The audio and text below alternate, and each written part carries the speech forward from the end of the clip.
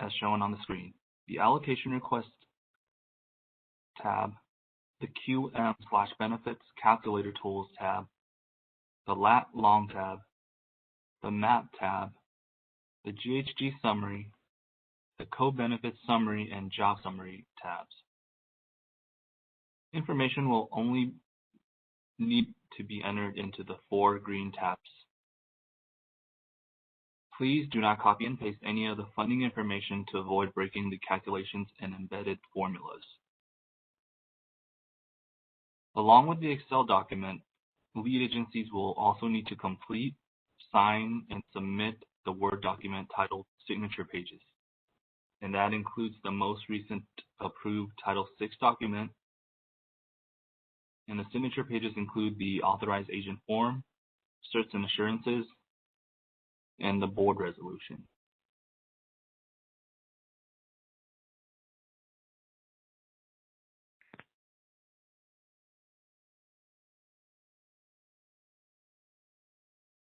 The fiscal year 2021 allocation request has many of the same features as last year's request, excuse me, including a drop-down list, auto-populating cells, calculating cells, and consistency cells. The consistency cells will show up red if information within your allocation request is not consistent. All of these smart cells are meant to provide an improved allocation request, which is easier to complete and provides all the required information LCTOP staff needs. So for reference, a light yellow cell are cells that will have a drop-down list. Light blue are cells that auto-populate. Light green cells are cells with a calculation. And red are cells that indicate inconsistencies or errors. Now we're going to go on to the allocation request in the first section, which is the lead agency information. In this area, please place your agency's information, including name, address, city, state, and zip code. The county is the first of our smart cells. The light yellow cells provide a drop-down list that allows you to choose the appropriate information. As you can see, both the county and regional entity cells have drop-down boxes. Please be sure to double-check this section since this is where the check will be mailed to. Moving on to the allocation request prepared by, in this session, you will need to provide the name, title, phone number, and email of the person completing this allocation request. Also include your agency's contact if it is someone different from the person completing the allocation request, and also include the authorized agent's information. LCTOP staff understands that these 3 boxes may contain information for 3 different people, or it may just be one same person. To finish the session, please provide legislative district numbers for the agency. You can find helpful websites on our useful links document. And as you can see, these are light yellow cells, which means you can make a selection using the drop-down boxes.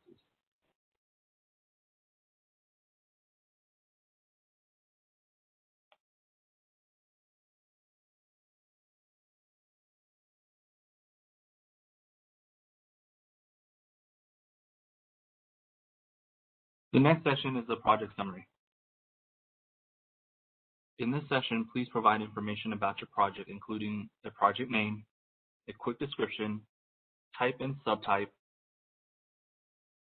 And since this is a free spare sample project, there should be a selection of 0 for both the total years of rollover and the remaining years of rollover. Next, we have the start and end dates. As a reminder, all projects that are not rolling over funds are required to start within 6 months of the award date. This date will be listed on the award letter. And if this is not a rollover project, this start date cell will not allow you to enter a date more than 6 months from July 1st, as you can see in the example.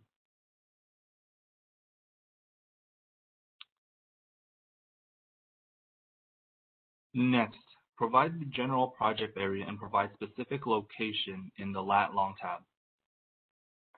CARB has emphasized the importance in providing accurate location information. These can be bus stops / GTFS for operation projects, bus facility or maintenance facility for capital projects, transit centers, etc. Please provide Lat-Long information in decimal degrees format shown here. Do not provide location data in degrees minus seconds. Remember, the negative sign in the longitude column. If you need assistance getting this information, you can always use Google Maps. And now Joyce will provide an example on how to do that on Google Maps.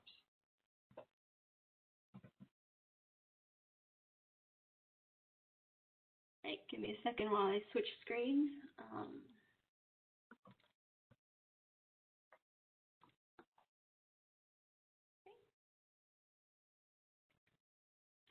So in order to get your lat-longs, if you need some help, if you don't have the GTFS data, you can go search for a specific location on Google Maps. You can type in the address or find a bus stop and zoom into your location, do a right click and select the top selection. Right here is the lat-long. It'll automatically copy to your clipboard. Go back to the Excel document and paste that lat-long you just copied into here, and be sure to manually copy out, separate the lat-long.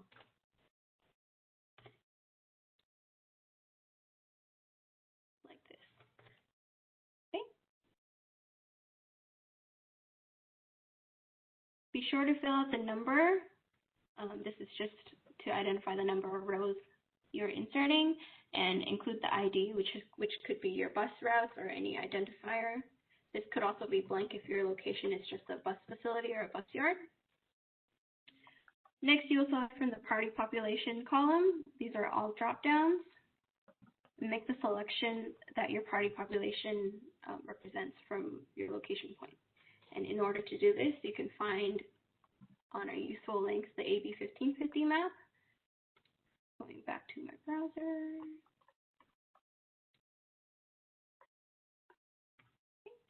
So here we had already copied the lat-long. This is the AB 1550 map, which is also provided in the useful links and also on the map tab of the allocation request. Paste your lat-long or an address here, do the search, and this will tell you which party population your location point is within. So in this example, we included our headquarters office, and it is a DAC and also a low income, but not a low income within a half mile of a DAC. So if we switch back to Excel,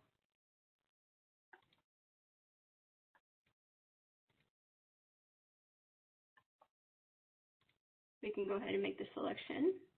And if your location points happen to have multiple party population, as we just saw, go ahead and copy the same lat-long and make the second selection for the second party population.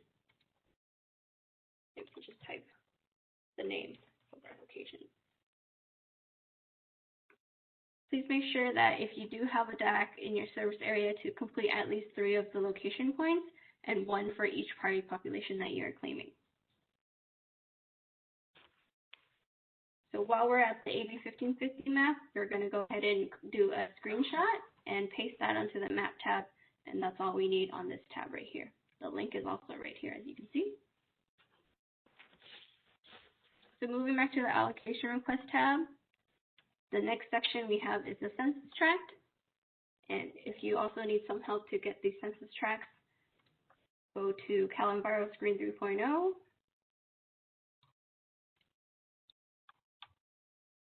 And scroll down past the map and go ahead and download this spreadsheet. It's called the CS3 results. And when you open it up, it will look like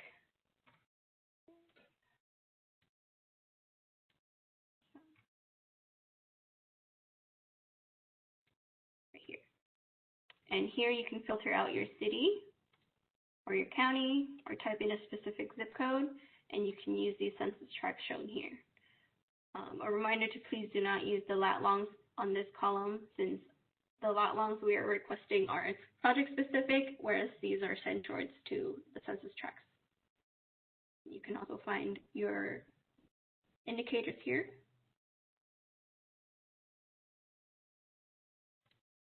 Okay, so going back to the allocation request, the next section we have is project life.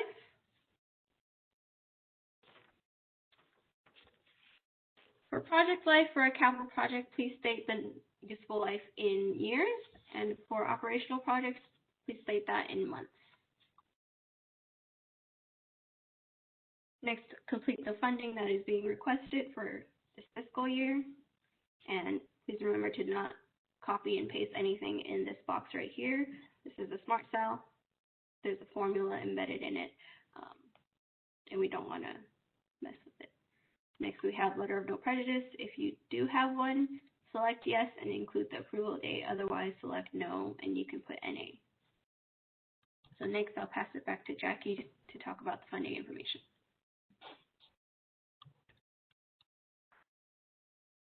The next section is the funding information section, where we will find another smart cell. The light blue cells are auto-populating cells. If the information in the light blue cells are incorrect, the cells will be highlighted in red. So please ensure that the 99313 and the 99314 amounts have been correctly inserted below, next to the lead agency box above the contributing sponsor. The agency needs to provide all the funding associated with this project. And since this is a free fare example, there will not be any prior year information entered. The funding information section also has the first of the consistency smart cells. Similar to previous years, the smart cells compare answers in the cells between the funding information, the funding plan, and cost description sections to check for consistencies. Inconsistency will be highlighted in red to alert you of any errors.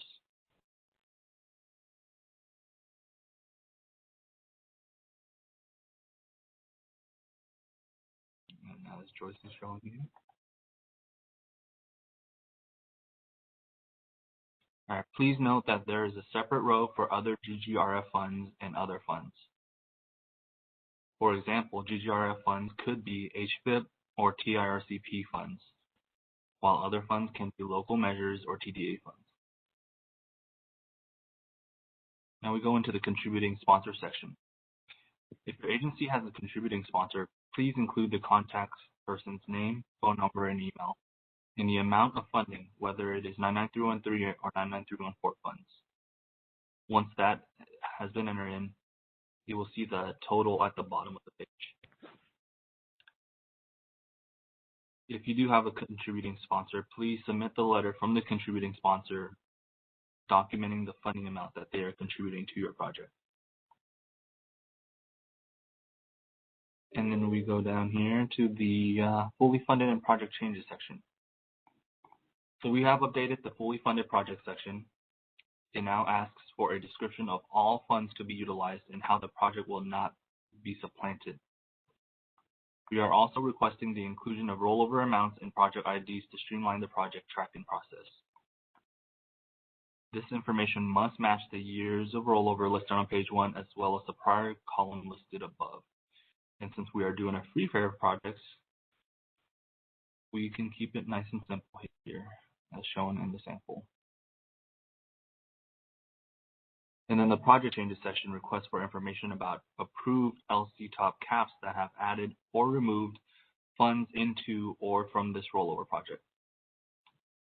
And again, if this allocation request is not for a rollover project, please disregard the section. And in our case, in the sample, this is not a rollover, so you just simply put not a rollover project. And then we go on to the funding plan of the allocation request. This is a section where the agency provides more detailed information about the funding from the funding information sections. The funding plan section also has a couple of consistency smart cells. When you first get to this page, the proposed total project cost will be shown as a red or error. And this is because the total cost does not match the cells in the funding information section above. Disregard this for now and continue to fill out the funding plan. And we reiterate, please do not cut and paste values within the section. It may break any equation associated with the cell from the cutting and pasting. LCTOP funds may not be used towards project approval and environmental document stage, also known as the PA and ED, plans, specifications, and estimations, PS and E, and right-of-way stages. These rows has been grayed out to prevent input. For funding sources aside from LCTOP, please continue below. When completed, please check the top of page 3 again, and the cell should not indicate any errors. Now I'm going to pass it on to Leslie. Thank you, Jackie. So the next section is the project information section. This is the area where we like to see clear and concise answers to just the questions being asked. If you need additional assistance in completing this section, please reference the allocation request supplemental guidance for more details. Also, please be sure to answer all the questions based on your project type. So the first section, the project description, is where you want to go into detail about what you're using LCTOP funds for. So please provide a comprehensive project description. For operations projects, please include number of trips, span, frequency improvements, and number of days of operation. For capital projects, include product specifications and identify all LCTOP funded components. The next section, project planning, provide a detailed explanation of the project planning process and how it was designed to avoid substantial burden on any low-income, disadvantaged, and vulnerable populations. Here, please also include any details about public outreach efforts, engagement events, community input, and workshops that were held for the project. The next section, project cost. Provide an itemized breakdown of project components and describe how the cost estimations were developed. Total cost must correspond to the funding information section above. So for this example, the project cost was developed by calculating the number of free rides that can be provided, just a total of $14,000 divided by the average cost per ride, which was $1. With this amount awarded, Bainbridge Transit would be able to provide 14,000 free rides throughout various times of the year. So this total of 14,000 needs to match what is indicated in the funding information section for total project cost, as Joyce will show us.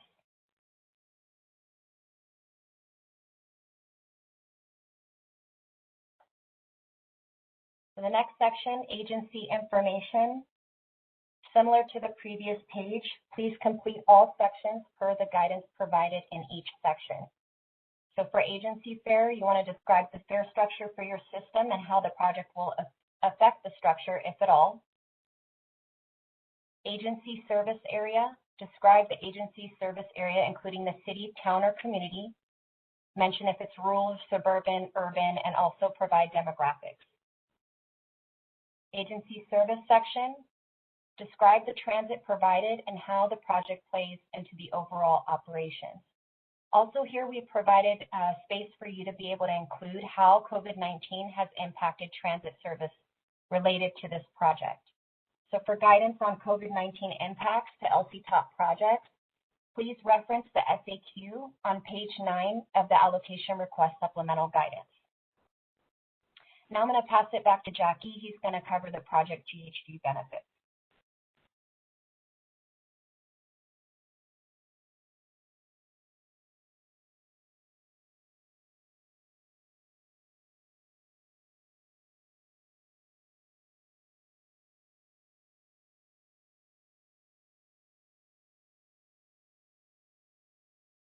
Jackie, you may be muted.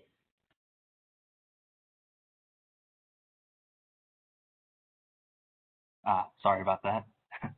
Thank you, Leslie. All right, so the project GHG benefits section has two sets of questions, the qualitative question and the quantitative questions. The quantitative question needs to be answered with both a value and an explanation for the value. The explanation should explain why the value is as indicated and should provide consistent calculations with the value. Again, refer to the FAQ and supplemental guidance for how to address quantifying GHG reductions and ridership increases during a pandemic.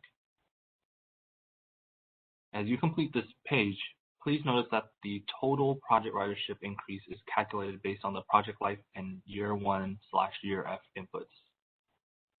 As you can see, year 1 is a drop-down, and it is the first year of service or year that the capital improvements will be completed. And then please provide an explanation, such as the final year of rollover or first year of service. And in our case, free fares, so we put 2021, and then for the explanation, we put free transit days will begin July 1st of 21 for 1 year. And then year F, the final year that the service is funded, or the final year of useful life for capital improvements. And then it's also a drop-down value box, and then the explanation in our example here is free transit days will end on June 30th, 21, with the anticipation of a 20% increase of ridership from the previous year. And then next we go to project year 1 ridership increase. This is the estimated annual ridership contributed by the new service. The value and explanation example here is 14,000, and Bainbridge Transit is expected to offer 14,000 free rides to its residents for the year. And then we go to the project F year ridership increase. This is the estimated annual ridership contributed by the new service. And then in our example is also 14,000, since this is a 1-year project. And our explanation is year F ridership is the same as year 1 because it is just a 1-year project. And the next, the adjustment factor. The adjustment factor is to account for choice riders. You may use default values listed in the supplemental guidance document. And then in this example, we have 0.5, and then the explanation is based on values listed on the supplemental guidance. Next is trip length. This is the length in miles of average auto trip reduced or average passenger trip length in miles. You may use the default values listed in the supplemental guidance. And in our example here, we've got 3.05 miles, and then the explanation is the average ride on Bainbridge Transit. And then once you've completed all these, you will notice that there are incomplete inputs for the GHG emission reduction calculation. You will need to complete the QM/benefits calculator tool tab in order to have a complete allocation request with an estimated GHG reduction. LCTOP staff has continued to integrate the QM tool into the allocation request, reducing the amount of information needed to be entered into the tool itself. As you fill out this tab, follow the guidance in the description column and complete everything that is designated as required. Be sure to complete the sections in order. The yellow cells, again, indicate drop-down boxes. The green cells are required inputs. Gray cells are auto-populated, and blue cells are optional. As you can see here, you only need to enter in the service type, which is the drop-down box, as well as the type of region and region. To the right of that, you will see that those 3 are required inputs, and as you continue to scroll down to this tool, always be aware of column D, which will tell you what is required and what is not. Once you're done entering in the required information on the QM tool or the QM tab, you can go back to the Allocation tab, and where you just left off, Project GHG Benefits page. And at the bottom, you will now see that the values are calculated from the tool. Please pay attention to the pop-up reminders as you complete the sections, as well as the headings in orange. And please reach out to your liaisons with any questions. And then now I'll pass it off to Joyce. Okay, thanks, Jackie. So now I'll go over the project benefits section. Project benefits section is the same as last year, with questions to help calculate the number of jobs that your LCTOP project supports and how your project will reduce travel costs for users. In the job supports benefits section, Please select from the drop-down list of activities. Once you have selected an activity, here we have transit subsidies. You would also need to complete the percentage allocated to that activity. If you have multiple activities for this project, make up to 3 selections and be sure that your percentages add up to 100%. Next, we have travel cost savings benefits section. Here we have a reminder that says refer to page 5 of the supplemental guidance for more help. We have changed a little bit of the language from last year. What used to be called the standard fare and the reduced fare is now called baseline average one-way fare cost and the new average one-way fare cost. So in this section, you must include the values associated with the project and also a brief explanation for the value as supporting documentation. So the baseline average one-way fare cost is the fare amount that a passenger would pay for the service prior to the LCTOP project implementation. This amount is the average of all regular and discounted fare options associated with the service. So in this example, the baseline fare is $1 because it's the average of $1.25 general fare and 75 cents for seniors and children. The new average one-way fare cost is the new expected average fare cost resulting from the proposed LCTOP project. This is the average of newly reduced fare costs for all regular and discounted fare options associated with the service. And in this example, because it's a free fare project, this amount is 0, and the explanation is that LCTOP funding will allow our passengers to ride for free. Next, we have transit facility and parking cost. This is the average expected cost to a passenger to park at the transit facility and then utilize the transit service associated with the project. Consider that not all transit riders may use the parking. However, the calculations have already taken into account that parking is only paid once per round trip. So unlike last year, please don't divide the transit facility parking cost, the avoided parking cost, and the avoided toll cost by 2. Just put the regular amount. And in this example, there is no transit facility parking costs, and so the explanation is NA. The avoided parking cost is it's the average expected cost that a passenger would have paid to park in the service area, and it is an avoided cost due to the passenger saving the parking costs by riding the transit associated with the project. Again, these calculations don't need to be divided by 2. So in this example, it is 75 cents, and this is based on a metered parking spot for with a 1-hour limit. And the avoided toll cost is the average cost that a passenger would have paid in order to cross the toll if not using the service associated to the project. It's an avoided cost because the passenger saves the toll cost by riding transit. This is NA and $0 here. Next, we have the transit mode share. The lead agency must provide a description of how the proposed project will increase transit mode share or alternative modes of driving, such as transit use, biking, walking, or carpooling. The next section is co-benefits. Please select with the letter X all of the co-benefits that apply to this project, and then explain how the proposed project may have additional benefits besides reducing greenhouse gas emissions and increasing transit mode share. So in this example, this project will improve public health, promote active transportation, and promote integration with other modes, and the explanation is written here. Next, I'll pass it off to Courtney, who is our Party Populations Liaison, to discuss the Party Population Benefits section. Thank you, Joyce. So as you get to the final section, just a note to transit agencies that you would only fill out this section completely if you do in fact have a disadvantaged community or low-income community or household within a half mile in your service area. So starting off at the top, the first question, does your service area have a disadvantaged community? You have a drop-down, you click yes or no. And then depending on the other following criteria, you would go down. If it's located within a disadvantaged community census tract, you drop down and hit yes or no. Or if it's within a low-income community census tract, again, drop down yes or no. Is it located outside a disadvantaged community within a half mile? You would drop down or click yes or no. Similar to last year's allocation request, you would click a drop down to measure the community engagement that went into this project meaning what did you do as an agency to reach out to the public.